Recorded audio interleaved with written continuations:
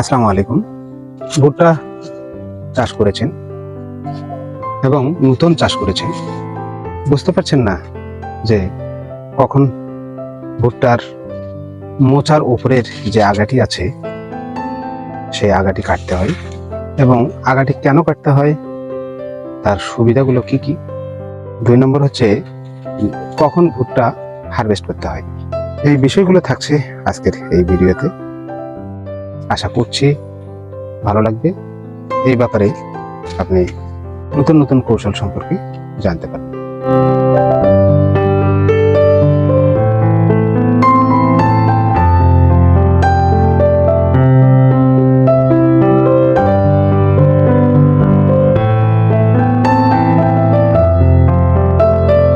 প্রথমে আসি যে ভুট্টার যে মোছা আছে, মোছাটির উপরের যে ভুট্টার গাছের আগাটি আছে, এই আগাটি কখন কাটতে হয়।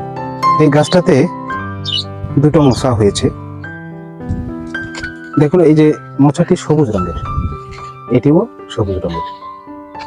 আমি সেই মুহূর্তে এই যে ভুট্টার মোচার উপরের যে আগাটি আছে এটি কেটে দিয়েছি। যিনি এই ভুট্টার চাষ করেছেন তিনি কাটেননি।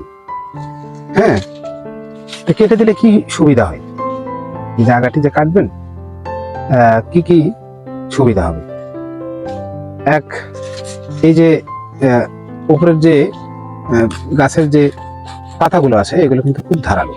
যখন ভুট্টা হারভেস্টের সময় হয়ে আসবে তখন কিন্তু এই পাতাগুলো শরীরে লাগবে এবং শরীর কেটেও যেতে পারে।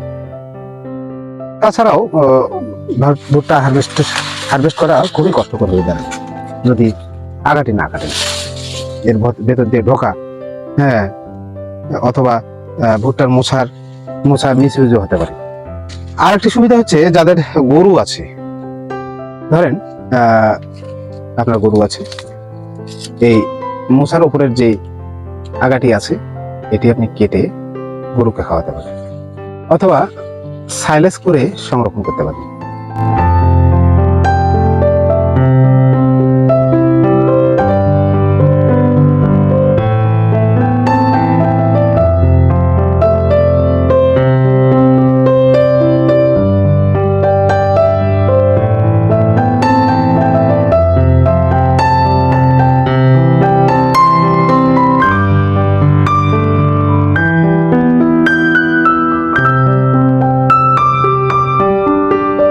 তিন নম্বর যে সুবিধাটি হচ্ছে ভুট্টা হারভেস্ট করারও সুবিধা হবে, মোছা মিসইউজ হওয়ার সম্ভাবনা কমে যাবে।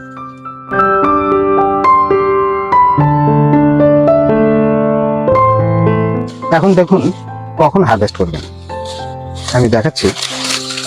এই যে মোছাটি দেখুন, এই যে মোছাটি দেখুন, এই মোছাটি এই যে ফাট ধরেছে, ভুট্টার অংশ বের হয়ে এসছে, এই যে দেখতে পাচ্ছেন নিশ্চয়ই। হ্যাঁ, এবং এই মোছাটি যখন দেখেন যে মোছাটি শুকিয়ে গেছে, একদম শুকিয়ে গেছে, উপরের যে ছোবলাগুলো এগুলো এমনি উঠিয়ে আসছে, আর এই ছোবলাগুলো সাদা হয়ে গেছে, শুকনো, দেখেন শব্দ করছে, তার মানে একদম শুকিয়ে গেছে। এখনই সময় হচ্ছে ভুট্টার মোচাগুলো সংগ্রহ করার। নিশ্চয়ই বুঝতে পারছেন যে কখন ভুট্টার আগা কাটতে হবে, কখন আগা কাটার সুবিধাগুলো কি কি, আর কখন ভুট্টা হারভেস্ট করতে হবে।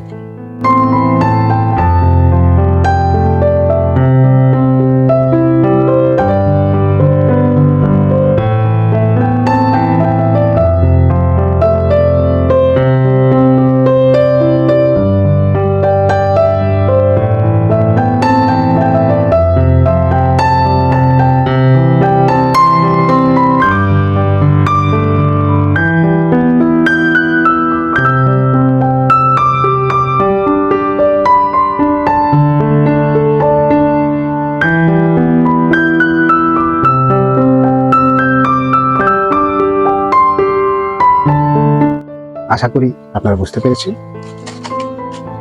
ভালো থাকবেন, সুস্থ থাকবেন। আল্লাহ হাফেজ।